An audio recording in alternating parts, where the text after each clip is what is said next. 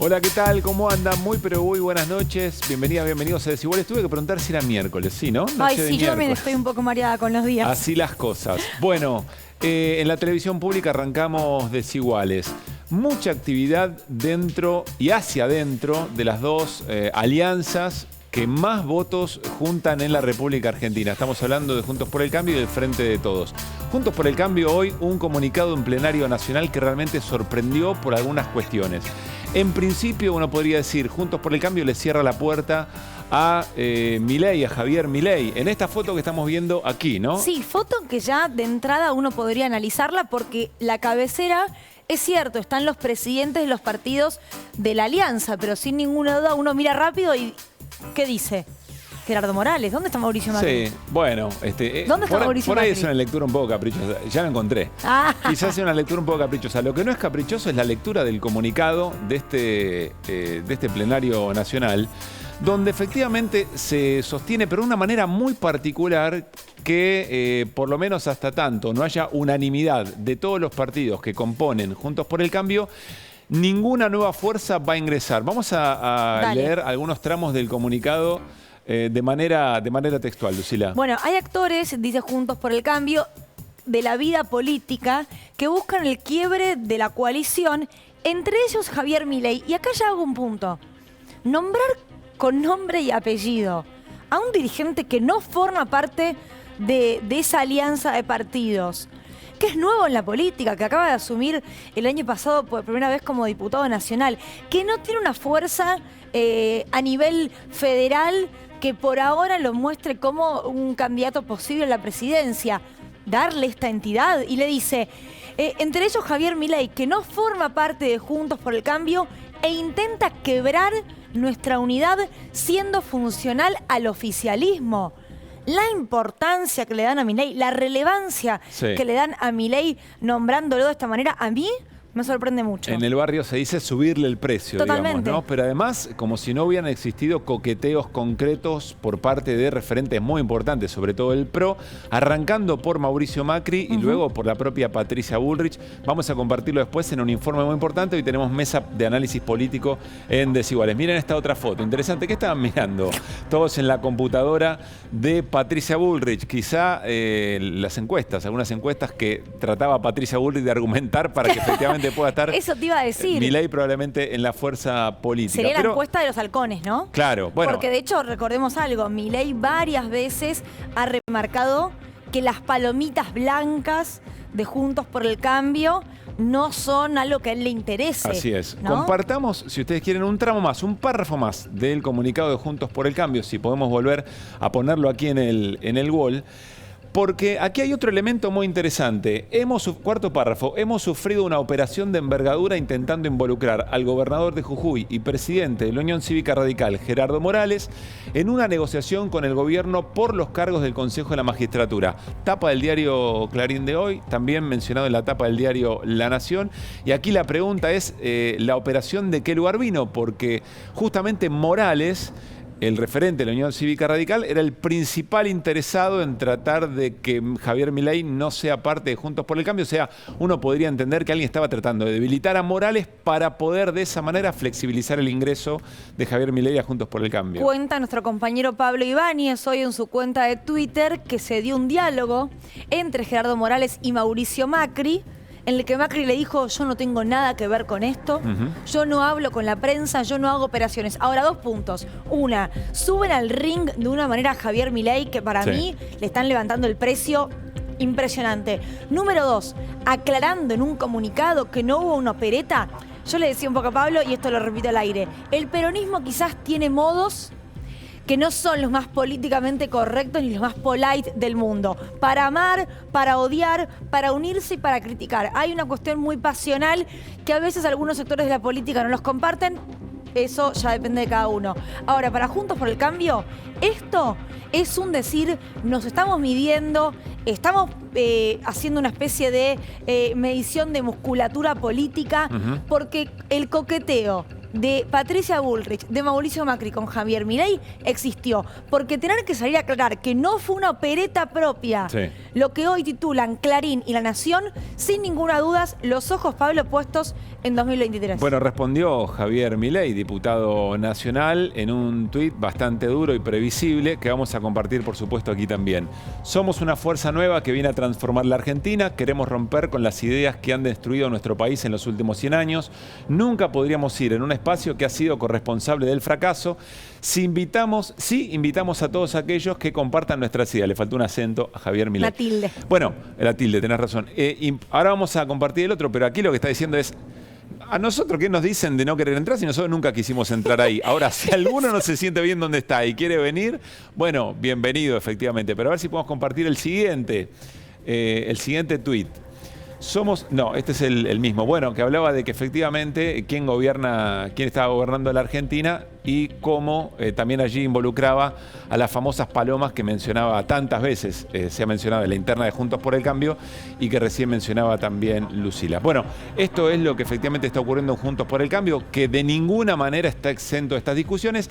Está claro, sí, que una cosa es tener discusiones internas como siendo parte de la oposición y otra cosa es efectivamente estar en el gobierno. ¿Por qué digo esto? Porque hoy nuevamente distintos referentes políticos del Frente de Todos, otra vez Andrés Larroque, en diálogo con AM750, también la senadora Juliana Di Tulio, volvieron a insistir y a poner en el centro de la escena al ministro de Economía, Martín Guzmán. Andrés Larroque con una definición muy fuerte, dijo que la unidad o que la coalición no puede estar rehén del ministro de Economía, entre otras cosas. Muy fuerte. Uno se sigue preguntando cuál es el sentido político cuando desde otros sectores se están tratando de calmar un poco las aguas y sobre todo de qué manera, porque está clara cuál es la discusión. La discusión tiene que ver con distribuir y después crecer, y no crecer y distribuir porque se acusa al gobierno o a la política económica de que es otra versión de la teoría del derrame. La pregunta es si esta manera contribuye o perjudica incluso a la propia estabilidad del modelo económico, aunque no lo comparte, esto está más que claro, un sector muy importante de la coalición, probablemente el mayoritario. Bueno, hablamos de la interna del Frente de Todos, hablamos de la interna de Juntos por el Cambio, hay una gran diferencia, una es la alianza gobernante y la otra no. Siendo oposición es mucho más sencillo medir fuerzas, sentarse, intentar dialogar, no está la urgencia del día a día sobre la mesa y esto Juntos por el Cambio lo sabe, porque cuando fue gobierno no lograba hacerlo. Cuando Cambiemos fue gobernó el PRO. No hubo chance para otra cosa. De cara a 2023, ¿se intenta lograr otro sistema en la Mesa Nacional de Juntos por el Cambio? Al menos es lo que ocurre en la intención. Sí, agrego una cosa más a modo de pregunta que vamos a trasladar seguramente a la mesa. La discusión dentro de Juntos por el Cambio yo creo que no tiene que ver con distintos modelos de país. El tema es cómo interpelar a la sociedad, cómo ganar votos para la elección. Mi pregunta es si las diferencias que hay dentro de la coalición gobernante no son efectivamente de modelo económico. Bueno, pero estaríamos en un problema de cara a 2023 en ese ¿Qué caso. tal? ¿Cómo te va, Pablo? ¿Qué decís? Vamos a la mesa. Un gustazo. Vamos a la mesa.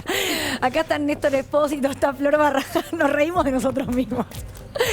¿De qué vamos a hablar, Néstor, Flor, en el día de hoy? Artículo 225 del Código Penal. Bueno. Será reprimido con reclusión de 3 a 10 años el que, encargado por el gobierno argentino de una negociación con un Estado extranjero, la condujere de un modo perjudicial a la nación, apartándose de sus instrucciones. ¿Cuadra para un vicecanciller ebrio negociando con Inglaterra? Bueno, supongo que nos vas a dar algunas pistas dentro de un ratito. A priori, mejor no digo nada. No, no digas nada. Flor Barragán, buenas noches. Muy buenas noches. Y hoy vamos a estar hablando de caras de cemento, podríamos titular. Bueno. ¿Por qué? ¿De qué vamos a hablar precisamente? Información exclusiva de Desiguales que compartimos hoy. Tiene que ver con una investigación que realizó la Comisión de Defensa de la Competencia. Es un organismo que depende de la Secretaría de Comercio Interior y está investigando, es una investigación que es pública, pueden entrar al sitio web y encontrarla, a las cementeras. Son 4 en todo el país. ¿Y qué investigó la Comisión de Defensa de la Competencia? que tienen prácticas anticompetitivas. Estas prácticas lo que hacen es generar sobrecostos que después los paga tanto la industria y después, en definitiva, vos cuando vas y te compras un departamento que antes tuvo que ser construido, y después también lo paga el Estado, Claro. o sea, todos por la obra pública. Claro. Entonces, compartir un poco en qué consiste esta investigación y ponerla en contexto de cómo nos influye a todos, algo que puede parecer muy lejano. Investigación que se parece a una denuncia incluso, ¿no? Así es, Pero no lo es todavía. No, es una investigación que da esta situación. Un ratito lo compartimos Así en es, detalle. y si hablamos de cementeras, tenemos que hablar que ya en el 2005 habían tenido una multa muy fuerte por una investigación que venía de hace años por cartelización. Así que es un sector que otra vez tenemos que volver a hablar.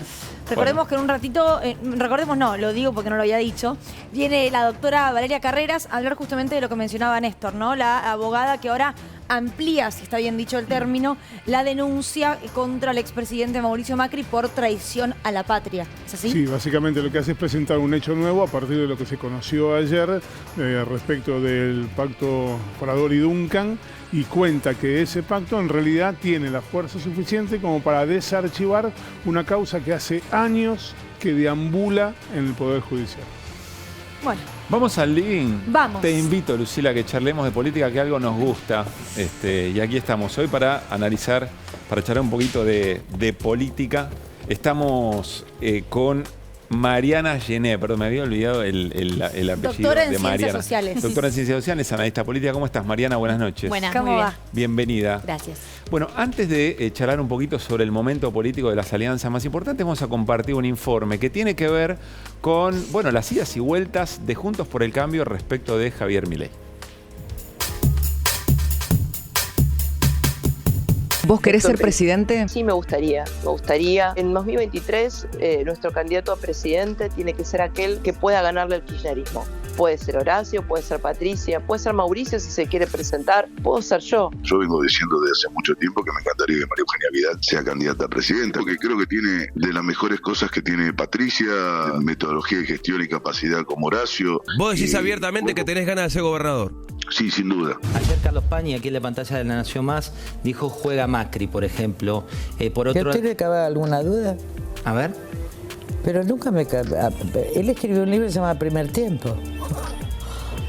O sea que él piensa como el fútbol, hay segundo tiempo. Él espera el reconocimiento y yo creo que tiene todo el derecho de hacerlo. Ahora, no sé dónde va a estar. Tiene derecho a hablar con Milei, pero por supuesto ya tuvieron 3 Zoom. ¿Pone en riesgo Juntos Milei, la existencia de Milei?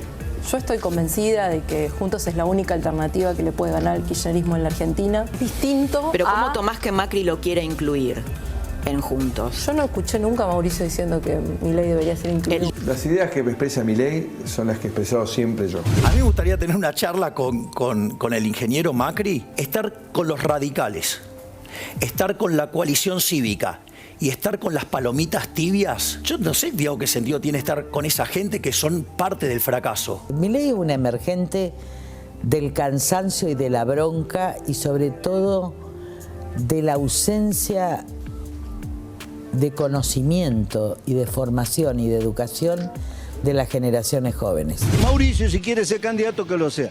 Ahora que no nos jodan a nosotros también en el radicalismo queremos tener un candidato, una vez por todas. Queremos dejar de hablar de Javier Milei porque él allá ha planteado claramente que no quiere estar en Juntos por el Cambio, entonces no tiene sentido seguir hablando. Cuando dos no quieren, las cosas no salen. Si una persona dice que no le interesa estar, pero además de no interesarle estar, lo quiere dividir, está claro que nosotros... Queda fuera directamente. Nunca se trató ninguna incorporación. Las ideas que expresa Milei son las que he expresado siempre yo. Milei es un emergente de la ausencia de conocimiento. Cuando dos no quieren, las cosas no salen. Muy bien, bastante claro, ¿no? Sí. En lo que decíamos en el comienzo del programa. Ya está Mariana Gené, como les decíamos. Mariana, ¿qué te suscita todo lo que ha ocurrido en la jornada de hoy alrededor de Milei, este plenario nacional de Juntos por el Cambio? Yo diría, por un lado, que Juntos por el Cambio, por supuesto que tiene razones para inquietarse, digamos, por el protagonismo público de Milei, que, digamos, que algunos actores intentan desestimar, pero sin embargo, ¿no? En contextos complicados en términos económicos y en términos sociales, este emergente está mostrando tener cierta potencia y por supuesto, digamos que para el espacio ideológico de Juntos por el Cambio es un gran desafío y además Milei juega explícitamente, digamos, a funcionar como un desafío. Yo diría que de todos modos en Juntos por el Cambio reaccionaron más o menos rápido en el sentido de encontrar una mesa, digamos, de coordinación y abroquelarse, pero también a la vez podríamos decir que de cierta manera lo subieron al podio, ¿no? Le siguen dando como un espacio muy relevante que los medios le dan, porque es un personaje muy atípico, digamos, al menos para la cultura política argentina, y Juntos por el Cambio también de alguna manera se lo termina dando, intentando defenderse, muestra que tiene un mecanismo de coordinación en el que puede sentar a todos sus líderes, pero también a la vez le da un espacio quizás para algunos demasiado relevante. ¿Nombrarlo así, digo, nombre, apellido en el comunicado es un error?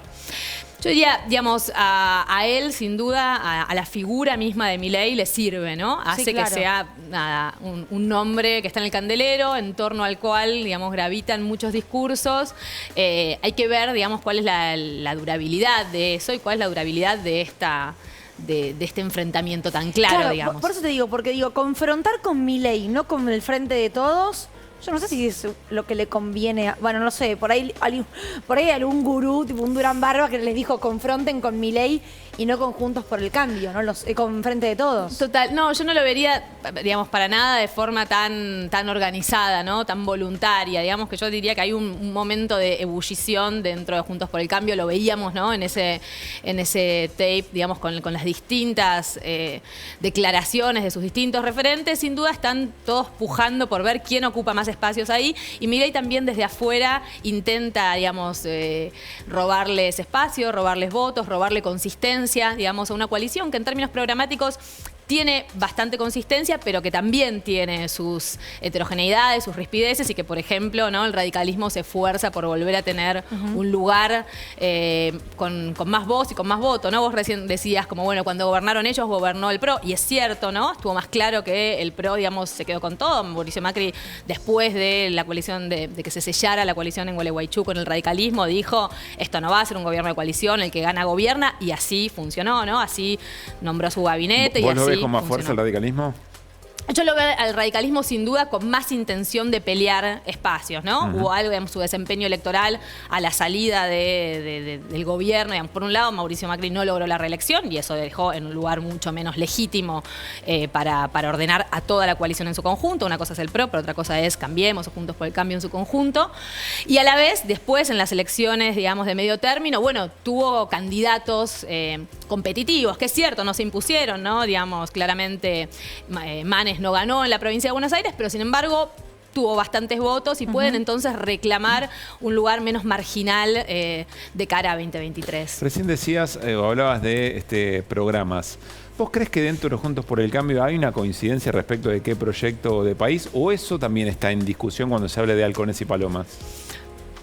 Cuando se habla de halcones y palomas dentro del PRO, digamos, yo diría que es más clara la coincidencia programática, mucho más clara. Hay una diferencia de estilos, hay una diferencia en lo que a los medios para llegar a esos fines refiere, pero sí diría yo que hay una cohesión y una consistencia en términos ideológicos, en términos programáticos, en términos de modelo de país, que es muy robusta. Uno podría decir que al interior del radicalismo hay quizás muchas más aristas dispares en términos programáticos. No obstante, digamos, yo diría que parte de ese duelo programático ya fue hecho en la exitosa fusión, digamos, en la exitosa conformación de esa coalición que es Juntos por el Cambio, que es muy redituable electoralmente, digamos, después de la historia de la que venía el radicalismo por 2001. Ahora, ¿coincidís con Pablo en que en el Frente de Todos no ocurre esto? ¿Que en el Frente de Todos sí por ahí hay modelos de país? Yo diría que lo que sí es claro es que en el Frente de Todos es más es menos clara esa coordinación, es menos ordenado un discurso político hacia afuera y parte de esas disidencias, de esas discusiones se ven muchísimo más de cara a la sociedad, ¿no? Uno podría decir, Juntos por el Cambio, Cambiemos, también tuvo sus cortocircuitos durante el gobierno, con la reforma previsional, con los aumentos de tarifas, pero eran un poco más aplacados al interior de la coalición porque había quizás mecanismos de coordinación, digamos, por momentos un poco más aceitados y también porque había ese liderazgo claro del PRO. En este caso, digamos, en el Frente de Todos, yo diría que parte de esa heterogeneidad por momentos es difícil de encauzar, de conducir, y eso sin duda es problemático de cara a la sociedad. Suele decirse que una coalición, los problemas no son las diferencias, sino cómo se canalizan o cómo se encauzan. ¿Vos terminás de comprender cuál es el sentido de la estrategia de salir a pegarle tan claramente y tan fuerte a Martín Guzmán? Para mí realmente fue muy fuerte hoy cuando Andrés El Cuervo Larroque, un dirigente, insisto, muy querido, muy valorado en general y sobre todo en el territorio, que es allí donde la gente se encuentra con la política, sale a decir que Martín Guzmán tiene por rehén a la coalición. ¿Entendés el sentido, si querés, de táctico, estrategia política de esto? Yo diría que sin duda las coaliciones, ¿no?, se basan en la unión digamos, de partes distintas, desiguales, podemos decir, que se necesitan de alguna manera y que implican concesiones, ¿no? Implican que unas partes concedan algo, digamos, a la hora de unirse, porque el objetivo común es más amplio, digamos, es más importante. Para el Frente de Todos eso funcionó muy bien a la hora de las elecciones, digamos, y en el gobierno uno podría decir, o sea, el Frente de Todos, desde ahí pueden atribuir, digamos, entre las razones, digamos, ¿no?, la pandemia y distintas razones, digamos, no esperadas. Sin embargo, lo cierto es que esa coordinación en el gobierno tuvo muchas escenas como muy públicas de esas diferencias procesadas de una manera que yo diría que no, que por momentos son un poco difíciles de entender incluso para las bases, para la militancia, digamos, para muchos de quienes se referencian en el Frente de Todos, en sus distintas fracciones, que también se sienten confundidos o molestos por momentos. Sin embargo, por supuesto que para los actores alguna racionalidad tiene, digamos, ¿no? Y es el intento de reconducir cuando no hay otros canales por los cuales, o unos canales más institucionalizados, digamos, en los cuales dirimir esas diferencias. Y por último, diría que sin duda es una coalición muy particular. No hablábamos de la coalición de Juntos por el Cambio, en el cual, bueno, el PRO ganó y entonces condujo, más allá de que el radicalismo eso lo tuviera visiblemente incómodo durante el gobierno. Bueno, la coalición que es el Frente de Todos es una coalición atípica también en la historia argentina por el modo en que se conformó, por sus principales referentes. Ahí está la foto de los dos, ¿no? Digo, la vicepresidenta y el presidente. La vicepresidenta es la que arma la fórmula. Exacto. Es la que le dice, vos vas a ser mi candidato como presidente. Algo que en general es al revés. Claro. Vos me vas a acompañar a mí como vice o como... ¿no? Digo, eso... ¿Hay otros ejemplos así de alguien con más poder político, si se quiere, que coloca en un lugar superior a otro? Uno podría decir que hay como ejemplos, digamos, en la historia argentina, cuando estaba la proscripción del peronismo, por ejemplo, pero no ahora, digamos, en la historia, desde la vuelta de la democracia, no tenemos un ejemplo de ese tipo, y en ese sentido, gestionar la coalición que es el Frente de Todos es muy problemático, porque es cierto, no hay duda de que Cristina aportó muchísimos votos, digamos, ¿no? Y por eso sin Cristina no se puede, con Cristina no alcanza, pero también es cierto que al elegir esa fórmula presidencial estaba dando cuenta de cierta autocrítica o de digamos, de esos votos que faltaban y que había que ir a buscar y que por eso había que volver, ¿no?, a reconstituir esa coalición peronista frente a una coalición que, digamos, que estaba bastante robustecida, digamos, nacionalizada, ¿no?, con esa alianza entre el PRO, el radicalismo, la coalición cívica, había logrado un alcance nacional. El peronismo tenía ese desafío de volver a juntarse y por lo tanto, digamos, eso es una coalición muy atípica y que fue exitosa y tiene el desafío de volver a coordinarse bien. Mariana, ¿qué rol cumple la imagen y el ser político de Néstor Kirchner en la coalición? Te digo porque hoy se cumple un nuevo aniversario del triunfo electoral del 2003, después se baja Menem y efectivamente hace que Néstor Kirchner tenga menos votos que la cantidad de personas desempleadas en la Argentina. Y es muy curioso porque tanto Alberto Fernández como Cristina Fernández de Kirchner lo referenciaron en las redes. ¿Qué rol cumple hoy el ser político Néstor Kirchner en la coalición? Yo diría que ese primer kirchnerismo, podríamos decir, es como un lugar de referencia para los distintos, para las distintas partes del Frente de Todos. Sin duda lo es para Alberto Fernández, que fue su jefe de gabinete durante toda la presidencia, obviamente para Cristina Kirchner, para la Cámpora, para el kirchnerismo más duro, digamos, y también para otras partes, para otros, digamos, gobernadores peronistas que tuvieron como mucha afinidad con él, para otros dirigentes peronistas que están más sueltos. Y en ese sentido, digamos, cumple el rol que tienen como los grandes políticos en la historia, en los cuales, digamos, se disputa después, ¿no? Su legado, se disputa después la lectura correcta, la interpretación de esos años y cuál es la manera correcta, ¿no? de rendirle homenaje, podemos decir. Claro, ¿cuántas veces se realizó la pregunta al aire que hubiera hecho Néstor en esta situación, ¿no? Total. Y la última respecto del kirchnerismo, me llamó la atención algo del documento de Juntos por el Cambio, no sé si vamos a tener tiempo de ponerlo, pero está en el párrafo donde efectivamente niegan a Milei, por decirlo de alguna manera. Lo niegan, pero con nombre de apellido. Claro, una cosa, pero al mismo tiempo lo ponen ahí arriba. Es como el ex que le dice, no te extraño más, fulano de tal. Es como, bueno, chicos, no lo nombres. Pero en un momento dice, bueno, siempre fue una fuerza no anárquica, ¿no? Como que Milei es un poco eso. Y después dice, esta fuerza se construyó 10 años antes para ponerle fin al kirchnerismo. Que el sentido de ser de Juntos por el Cambio es frenar al kirchnerismo. ¿Cómo se resuelve esta situación como de empate? Como que nadie puede de alguna manera imponer su proyecto a tu criterio. Sobre todo si una fórmula lo que tiene es, como decía en el TEC, ¿no? Si no se puede cumplir el objetivo, destruir al jugador, bueno, en este caso de la izquierda sería. Total. Yo diría que sí, que sin duda, digamos, el momento en el que estamos, ¿no? Hay momentos como en los cuales, para volver a ese primer kirchnerismo, digamos, ¿no? En los cuales hay como una suerte de hegemonía, digamos, política, podríamos decir, para traerlo a Gramsci, ¿no? En la cual hay la impresión de que no todos los actores políticos, pero de que muchos pueden ponerse de acuerdo y que hay un proyecto de país, digamos, tras el cual se puede encolumnar a las mayorías. En este momento esa sensación de empate está muy presente, diría yo, ¿no? Como una hegemonía imposible. Es el libro de Fernando Rosso que se publicó hace poco. Estuvo acá Fernando. Y es muy bueno, lo pude leer, es muy bueno el libro. Exacto, ¿no? Esa idea de que, bueno, de que pareciera que los distintos proyectos políticos y los distintos proyectos de desarrollo económico, digamos, no terminan de cuajar, no terminan de funcionar. Pareciera que hay que inventar cosas nuevas. Ahora, es muy fuerte que una fuerza política se autodefina.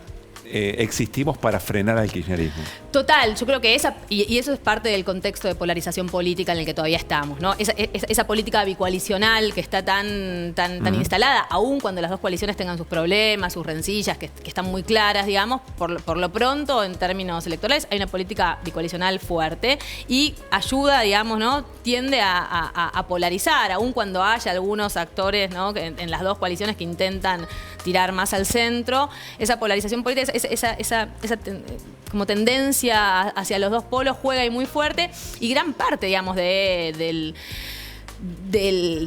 PRO, digamos, de la ala dura del PRO, pero también del radicalismo, reivindica su valor moral y su valor político frente al kirchnerismo, digamos, frente al cuco de la figura del kirchnerismo. Y es cierto que eso hay a muchos votantes a los que los interpela. Ahora, también hay una realidad que se ha comentado, que es como que las dos coaliciones se han ido un poco para el medio, quizás producto de la pandemia o una situación global, y por los extremos apareció un Milei, la izquierda gana bancas en la Cámara de Diputados que nunca había tenido, como por ejemplo lo que ocurrió en la provincia de Jujuy.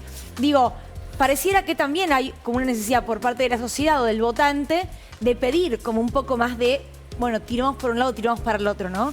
Sí, y de hecho uno podría decir, ¿no? Digamos, el final del gobierno de Juntos por el Cambio, ¿no? ¿Se acuerdan? Como entre las PASO y las elecciones como generales, ¿no? En 2019...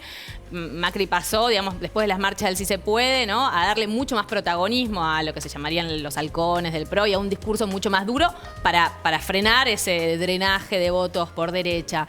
Y es cierto, digamos, que las coaliciones, por momentos, esa moderación, ese llamado al diálogo, como parece parece importante para poder llevar a cabo reformas, para poder conseguir mayorías, ¿no? Elemental para conseguir, digamos, cierto sustento a las decisiones políticas, y a la vez, a la hora de las elecciones o a la hora de interpelar en las redes sociales y demás, es verdad que, digamos, esos actores más duros de las dos coaliciones tienen mucha visibilidad y le hablan a un electorado que si no se enoja y mucho, en las dos coaliciones, digamos, ¿no? Claro. Se enoja y mucho con los programas moderados. Ahora, en las elecciones presidenciales, falta un montón, es el año que viene, es una vida en la Argentina. ¿Esto pesa? Porque digo, viste, cuando hay legislativas por ahí uno se juega más con el voto. En las presidenciales parecería que no tanto. ¿Qué es lo que no pesa tanto? Esto de jugársela por un extremo, un Milei, una izquierda, se iría más a lo seguro. ¿O vos no la ves? ¿Creés que puede haber una sorpresa? Hay que ver cómo está configurado ese escenario. Yo diría que sí. Es verdad que es ciencia ficción, ¿no? De acá al 2023 todo lo que puede pasar. Pero si Milei en ese momento no arregló con Juntos por el Cambio va a tener que ir a hablarle a esos votantes también, digamos, ¿no? Y va a tener que ver de qué manera lo hace, digamos. Claro. La última, Mariana, que además escribió un libro, un librazo, La Rosca Política. Sí. Si no lo leyeron, se los recomendamos. ¿Crees que puede ser virtuosa una PASO, así como está hoy la coalición, digamos? ¿Puede ser virtuosa una PASO del oficialismo con múltiples candidatos que vayan desde Daniel Scioli, Alberto Fernández, Cristina, Máximo Massa? Hay que ver cómo está dado el escenario, por supuesto. Siempre, digamos, las internas tienen, digamos, el riesgo para los frentes políticos de que haya demasiadas operaciones cruzadas, demasiado fuego amigo, digamos, usando términos nativos del mundo de la política, y que, digamos, queden demasiado heridos después las distintas partes. Pero es cierto que digamos, que si eso se ordena de cierta manera, para el electorado, si enfrente hay una PASO competitiva, claro, es más atractivo quizás. Claro. Reglas de juego para las internas. Sí, que a veces son muy difíciles de establecer. Claro, obvio. Mariana, muchísimas gracias por haber vuelto a Desiguales. Gracias. Bueno, nos vamos a charlar y a escuchar lo que va a contar Florencia Barragán. Cara de cemento le puso de título a su columna y a este informe de defensa de la competencia. Flor. Así es, cara de cemento yo no, lo que vamos a hablar ahora que tiene que ver justamente, como decía Pablo, con un informe de la Comisión Nacional de Defensa de la Competencia, que es un organismo público que depende del Ministerio de Desarrollo Productivo y habla del mercado del cemento. Y por ahí, vos que estás del otro lado vas a decir, mercado del cemento, ¿y a mí qué me cambia? Bueno, cuando pasás por la calle y ves que se está construyendo un edificio, cuando ves que una autopista la está construyendo para que llegue a tu ciudad, ahí hay cemento. Entonces, lo que pasa en ese mercado influye obviamente en tu vida. Veamos qué investigó entonces Defensa de la Competencia, decíamos un organismo público. Encontró que hay 4 empresas en el mercado del cemento, así es, solamente, lo cual no es raro porque es, digamos, no es que cualquier empresa puede meterse a este tipo de mercado, se necesita mucha inversión, son empresas que están integradas en todo su proceso productivo. Lomanera, Holcim, PCR y Cementos Avellaneda tienen 17 plantas en todo el país, 7.000 empleos. Ahora, ¿qué es lo que encontró en esta investigación? Lo vamos a ver en la siguiente placa. Son prácticas anticompetitivas. Más precisamente, habla de discriminación de precios. ¿Qué significa esto, Flor? ¿Qué sería esto? Que la misma empresa, vas vos, Luli, le tocas la puerta y te dice, son 100 pesos. Va Pablo y Pablo dice, no, pero yo vivo en otra provincia. Entonces son 200 pesos. La misma empresa vende a precios distintos. Es decir, no, digo, cada empresa puede vender al precio que quiera, eso es libre mercado, libertad de precios, pero lo que encontró es justamente esto, la discriminación de precios entre la misma empresa a sus clientes. Esto dice que trae un sobrecosto. Perdón, ¿esto lo hacen las 4 empresas? ¿Lo detectaron en las 4 empresas? La investigación dice que sí. Habrá que ver si le piden un descargo a las empresas y todo, pero en la investigación dice que es algo que está generalizado. De hecho, estas 4 empresas tienen una cámara que las nuclea y lo que se investiga también es si hay en esa cámara... Son amigas entre ellas. Claro. Si la Cámara es el lugar donde efectivamente van a coordinar estas operaciones. Sí, para poder saber, bueno, cuáles son tus costos y de esa manera, bueno, yo puedo vender más caro porque sé cuáles son tus costos. Claro. Este sobrecosto que genera vender a precios distintos son 178 millones de dólares.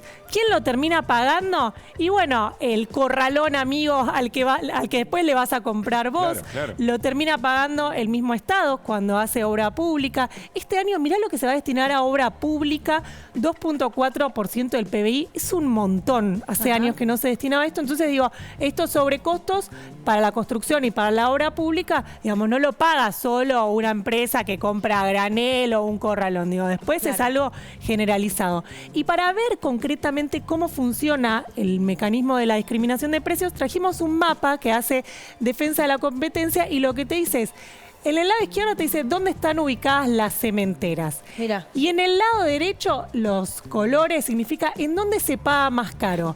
¿Y ahí qué es lo que es? Por ejemplo, en el sur del país, Santa Cruz, Chubut, solamente está la misma cementera. Sí, pero ¿por qué si, digo, la cementera está en las dos provincias en las que más se paga del país? Claro. Junto con Jujuy. ¿Por qué? ¿Cuál es la investigación Tierra del justamente? Fuego. Lo que dice es, como no hay cementera, ¿qué es lo que dice Defensa de la Competencia? Esta empresa dice, tengo las otras cementeras, están muy lejos, entonces les saldría muy caro mandar el flete, les cobro más caro, entonces ahora si esta misma Sabiendo cementera... que no puede ir a consultar otro precio, digamos. Claro. En todo caso tiene un costo de flete. Claro, Sí, el por el flete le va a costo costar de... muy caro. Claro. Así es, pero si después vienen de otro lado, tal vez le cobra un precio distinto. Después, mira, Buenos Aires, por el contrario, que tiene varias cementeras dentro de la provincia de Buenos Aires, ahí los precios son un poco más bajos. Los precios, igual la diferenciación llega hasta el 45%. Digo. A ver, vamos a explicar para el que por ahí está mirando y está diciendo, ¿qué significa este mapa?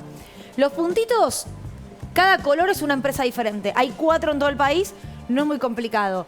Y acá, a medida que aumenta el color, amarillo, naranja, naranja oscuro, rojo y bordó, va aumentando el precio. Lo que no tiene lógica, por ejemplo, es que Holcim, que está en Mendoza, o sea, fabrica ahí y vende caro. Claro, ¿por qué? Porque cerca de Mendoza no hay otras cementeras. Entonces dice, bueno, le cobro más caro. Lo que encuentra es una fórmula matemática, Defensa de la Competencia, que tiene muchos economistas trabajando ahí, y dice, bueno, si te hago un sobrecosto porque mi competencia está alejada. En eso se basa Pero la aclaremos investigación. algo, no es que a la empresa le cuesta más caro.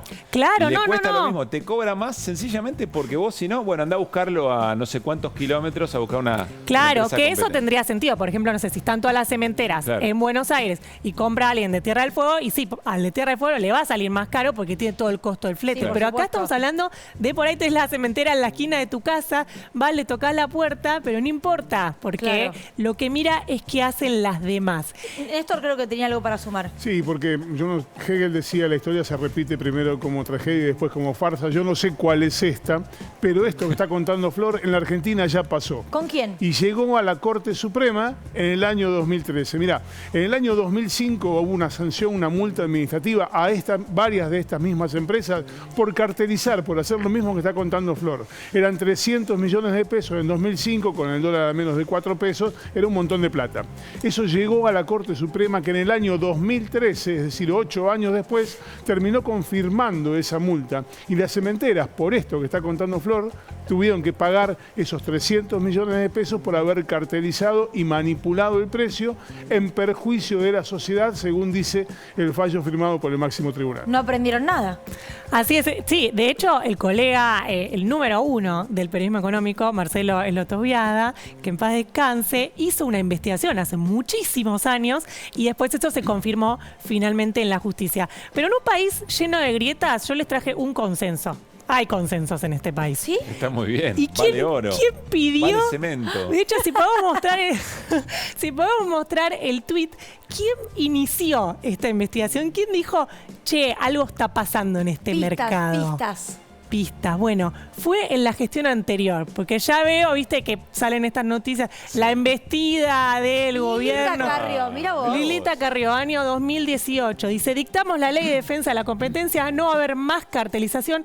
Si suben el cemento Portland de un día para el otro, los denuncio. Esto lo dijo en una entrevista y de hecho justamente la investigación, que finalmente se termina publicando hoy, comenzó en el 2017, se publicó hoy y veremos qué consecuencias trae. Claro, yo quiero hacer una aclaración información. El presidente Alberto Fernández confía mucho en la herramienta de defensa de la competencia. De hecho, en la discusión que él tuvo, él siempre se manifestó en desacuerdo con la Ley de Servicios de Comunicación Audiovisual, siempre sostuvo que con defensa de la competencia alcanzaba para poner en orden los mercados concentrados.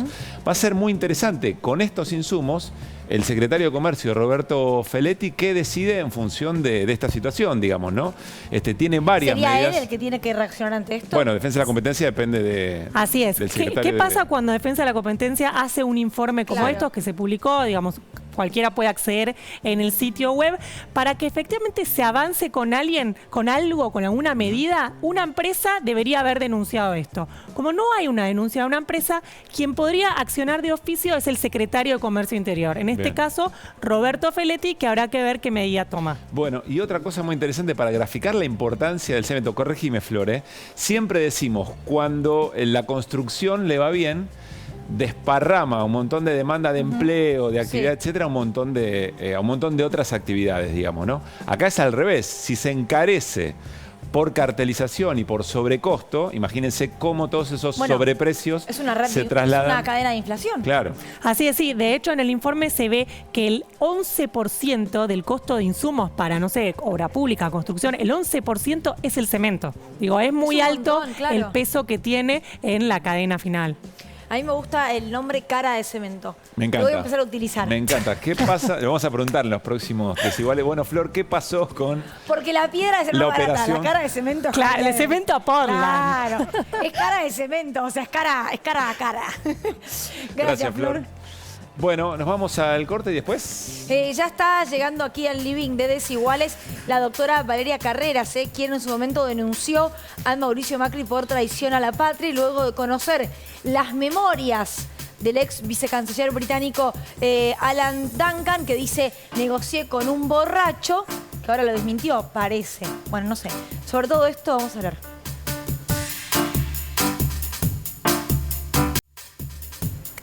Bueno, seguimos en Desiguales. Espero que no haya salido al aire lo que acabo de decir. Continuamos. Sí, está la doctora Valeria Carreras con nosotros. Es la representación mayoritaria de familiares de víctimas de Lara San Juan y, por supuesto, lo que recién les comentábamos con Néstor Espósito. Amplió la denuncia al expresidente Mauricio Macri por traición a la patria después de conocido el episodio de Carlos Foradori. ¿Carlos, dije bien? Sí, Carlos Foradori en las bodegas de la Embajada Británica en la Argentina a partir de, por supuesto, el pacto Foradori-Duncan. ¿Cómo estás, Valeria? Gracias por venir. No, de nada. Sí, quiero aclarar que esto lo hice absolutamente en nombre propio como ciudadana y que además de la causa de Lara San Juan, por suerte vivo de otras causas, ¿se entiende? Trabajo de otra cosa. Perfecto. ¿Por qué? ¿Cuáles son los fundamentos? ¿Qué es lo que te llevó a tomar esta decisión, más allá de lo que recién conté? Mira, yo creo que todo aquel que Malvinas le duele en la piel, ves algo de Malvinas, contra Malvinas, y rápidamente querés ocuparte o querés ver qué sucede. Cuando leí aquel titular, Vuelos a Malvinas, dije, quiero ir. Vuelos a Malvinas se inauguran, pensé que era para todos. Ahí averigüé cuál era el origen, que era un pedido de Theresa May del año 2016, realizado por carta, que la aporté a Mauricio Macri con 3 puntos. La primera ministra en su momento del Reino Unido, ¿no? Del Reino Unido, tal cual, en 2016. Y entonces cumplió a pie juntillas la Argentina, accediendo a todos los pedidos. ¿Los pedidos cuáles eran? Especialmente vuelos regulares una vez por semana de las islas hasta algún continente, pero tenía que pasar por nuestro espacio aéreo, ¿sí? Entonces hicieron así: Brasil, Córdoba, Malvinas. Algo que tenían ya solucionado porque el ADE, desde antes, pero no quisieron aceptar seguir con esa condición. El ADE, Líneas Aéreas del Estado, antes de las Malvinas, tenía un vuelo una vez por mes desde Río Gallegos a las islas, porque mucha gente se atendía con los médicos de acá y demás. De hecho, Néstor Kirchner dejó ese vuelo a través de aerolíneas, pero ellos no querían, porque no querían una aerolínea de bandera. Entonces negociaron esto y se lo otorgaron. ¿En qué marco? En el marco de 2 pedidos más. Pedido de licencias de pesca a favor de Gran Bretaña sobre nuestro océano Atlántico y el mar argentino, nuestras 200 millas, y remover obstáculos para explorar y explotar los hidrocarburos en el mar argentino.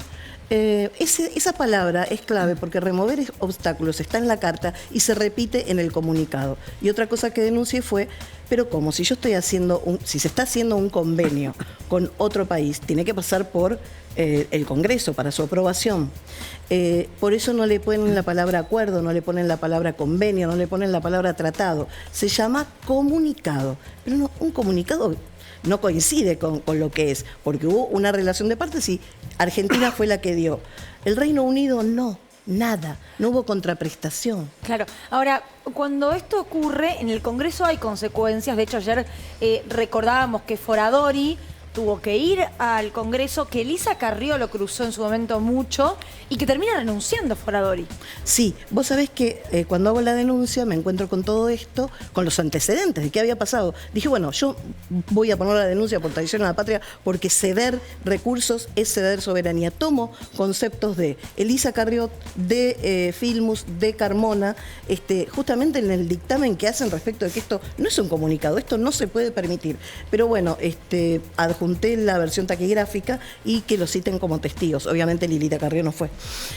Pero también el tema de hoy lo que nos da es el marco de la poca importancia que le daba ese gobierno a las Malvinas. Fue el gobierno que lo sacó del mapa. ¿Se acuerdan que un mapa vino sin las Malvinas? Fue el gobierno que cambió el billete de 50 pesos con las Malvinas por un animal. Fue el gobierno que tenía de presidente a un hombre que había dicho 22 años antes que no quería recuperar Malvinas porque le daría déficit. Y es un gobierno que su espacio político es el que niega Malvinas y el que las quiere regalar a cambio de vacunas. Eso es lo que dejan claro, que más allá del accidente bodeguero, por mencionarlo de alguna manera, fue consecuente todo lo que se arregló con la mirada sobre Malvinas y la soberanía, ¿no? Con una política como yo te diría, de entrega, como se lo puse en su momento al juez, ¿no? Traición a la patria es la entrega, cederle a tu enemigo algo, someterlo a... Y es el enemigo, no estamos en guerra, pero está usurpándonos. De hecho, se sigue manteniendo en el tiempo. Incluso si nosotros forzáramos el tema internacional, el derecho internacional, es un pésimo antecedente haber hecho esto. No hubo contraprestación. Cuando vos haces un convenio en donde no hay, por lo menos, una contraprestación equivalente, no se hace. ¿Vos sabés de qué se agarraron para darle un blanqueo a toda esta barbaridad entreguista de soberanía? Que se iba a poder hacer el reconocimiento de los soldados desconocidos, solo conocidos por Dios, del cementerio de Darwin, de nuestros veteranos, veteranos no, de nuestros soldados de Malvinas, de los caídos de Malvinas. Pero eso es una mentira. ¿Por qué? Porque había sido iniciado en el 2014 por un acuerdo motorizado por Cristina Fernández de Kirchner con la Cruz Roja Internacional. ¿Qué sucedió? En todo ese lapso debieron tomar las muestras de las familias, tomar las muestras de los cuerpos, y todo eso para materializarse llevó un tiempo. Entonces, ¿qué se llevaron? Como si yo te dijera cortar la cinta de un edificio que hizo otro. La excusa fue utilizar encima a los caídos de Malvinas. Cuando está cediendo Malvinas, fue como un doble insulto a los veteranos. Por eso, perdón que te diga, por eso aquella vez que hice esa denuncia en solitario, los que más me llamaban eran veteranos de Malvinas, para decir gracias, qué podemos hacer. Y me llamó la atención que fue en Córdoba el primer vuelo, Río de Janeiro, Córdoba, Malvinas. Y ese día, el Día de la Soberanía, fue el vuelo, y el sindicato de señaleros, creo que se llama, hicieron una charla, un evento, para hablar de la soberanía, y me dicen, doctora, le demoramos el vuelo 40 minutos, como diciendo un algo, ¿se entiende? Fue muy injusto. Sí, le escuchaba, doctora, contar el derrotero de esta denuncia. Si yo no entendí mal, la denuncia fue en el 2019. Sí. Pasaron 3 años. ¿Qué pasó con esa denuncia? Lo primero que sucedió fue algo muy bueno, que fue que el fiscal Dilelo me concedió la suspensión de vuelos. Yo pedí que se suspendan los vuelos, además de denunciar que esto era una traición a la patria. Y él pidió investigar en carácter de imputados, ¿no? A Lopetegui, a Dietrich, a Aranguren, y a Forí por las relaciones exteriores. Y además pidió suspender los vuelos. Lo que sucede que a pesar que yo entregué escrituras, que tenía mis propiedades, mis cosas, en garantía de que era un derecho justo y razonable suspender los vuelos, el juez Torres en su momento dijo que no, pero que se siga la investigación. Y entonces respondiéndote a eso y tomando el dictamen de Dilelo que decía hay que revisar por qué este gobierno da la espalda al Congreso y no se somete a lo que dice la Constitución para rever qué se hizo, qué se va a acordar, qué se va a entregar, qué se va a prometer en un convenio internacional. Entonces me enfoqué en eso y aporté testigos, como les decía a ellos, aporté que no hay estudio de impacto ambiental de las concesiones de petróleo que se dieron en la zona donde desapareció el Ara San Juan, donde se hundió el Ara San Juan, y entonces ahí el juez y el fiscal mandaron pedir a la actual Secretaría de Energía, por eso se están reviendo por decreto, ¿se acuerdan? Todas las concesiones petroleras, esto por orden del presidente Alberto Fernández. A ver si entiendo bien, ¿la causa hace 3 años que está en medidas de prueba? Sí, la causa está hace 3 años en medida de prueba porque no te olvides que nos atravesaron 2 cuestiones, o 3 tal vez. La primera cuestión fue que en el 2020 no se movió literalmente porque no había presos de por medio. En el 2021 se enferma gravemente, el fiscal Dilelo muere y está reemplazándolo el fiscal Ramiro González. Cuestión que se tuvo que poner y ayornar. Y otro tema fue tal vez que como el hecho estaba consumado y los vuelos no se dieron por la pandemia y porque la TAM se fundió, ¿sí? Era la línea que se lo habían concedido, es como que no tenía un motivo suficiente. A veces, viste, las causas se demoran, pero no se cerró. Y entonces al no cerrarse yo dije, este es un indicio, quiero tenerlo sentado a Duncan, que lo citen como testigo, al inglés, para que cuente cómo fue el marco de esa negociación, porque tal vez nos va a dar datos. No me importa si tomó o no tomó. Claro, esto es anecdótico. Es anecdótico, eso le iba a decir. Lo que se conoció ahora es anecdótico en su denuncia. Totalmente. No cambia nada. Es un hecho que a mí me motoriza y me permite decirle al juez, este es un hecho nuevo. Cite a Forador y que nos cuente en qué marco fue, y cite a Duncan también. Claro. Porque estas irregularidades tienen que ser parte de un desdén, desinterés por las Malvinas que evidentemente trasuntaba ese gobierno de Mauricio Macri. Doctora Carreras, muchas gracias. No, a ustedes por darme la palabra. Gracias. Bueno, vamos al escritorio. Nos encontramos con nuestro compañero Néstor Espósito, que nos va a contar cosas que tienen que ver con el tribunal ilegal que se prepara para salvar a Macri. Se te cayó el... Lo que... Te voy a arreglar. Estamos en vivo. En rigor, lo que pasó es que ayer la protagonista que estaba hasta hace un momento con nosotros, la doctora Valeria Carreras, alegó ante el tribunal, ante la Cámara Federal, que es el tribunal la misma formación que parió la teoría del cuentapropismo en el marco del espionaje ilegal. Esa es la única causa de espionaje ilegal a los familiares del Ara San Juan que tiene procesado a Mauricio Macri. Claro, la teoría del cuentapropismo, a partir de la aparición del video que tiene que ver con el video de la Gestapo y sobre todo la declaración de los propios cuentapropistas que dicen, ¿qué cuentapropista? A mí me daban órdenes arriba, y Magdalani, esa teoría quedó debilitada.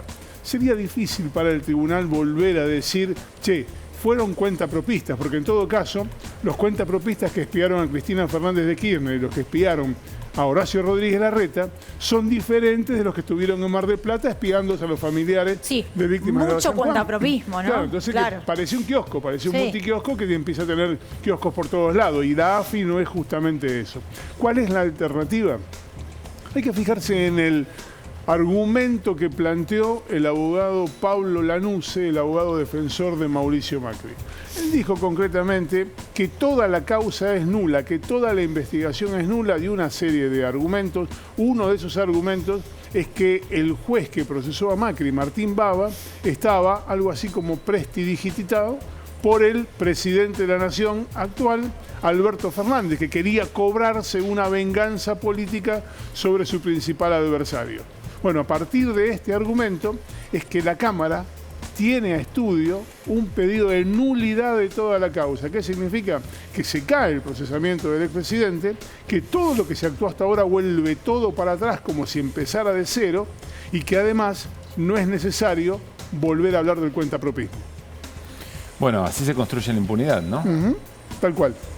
Dicho esto, el lunes se tiene que presentar a Rivas frente a la bicameral que está investigando todos estos temas. Sí, yo tengo pocas esperanzas. Claro, de pueden que, oír. Sí, claro, pueden oír. En esa comisión en particular es donde se han presentado los cuentapropistas, los integrantes de este grupo de WhatsApp conocido como Super Mario Bros, a decir, me dejaron pegado a mí y yo en realidad respondía a este y este. Y esa línea jerárquica lleva directamente a Gustavo Arribas, al titular de la AFI, y el jefe de la inteligencia en la Argentina, según la Constitución, es el presidente de la Nación.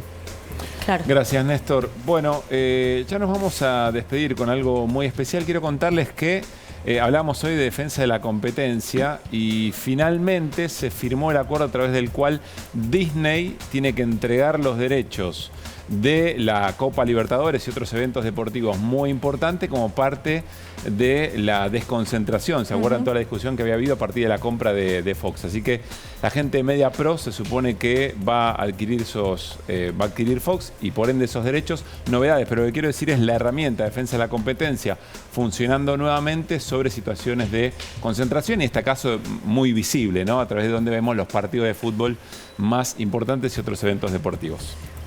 Mañana se va a conocer esto con más detalle. Bueno, nos estamos yendo. Sí, vos decías, ¿no? Hoy se cumplen, ¿cuántos años?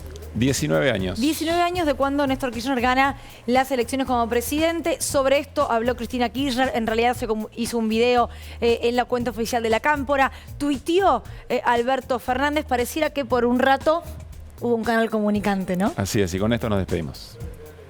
Pueblo que vuelva a recuperar las posibilidades de saber que cada día va a poder estar mejor y donde la generación que venga pueda estar mejor que la que se va, no como ahora, que con ese proyecto la década del 90, que nació en 1976, lamentablemente los que llegan siempre están peor que los que se van. Por eso producción y trabajo, ni un paso atrás en nuestro camino. ¿Vos querés ser presidente? Sí, me gustaría.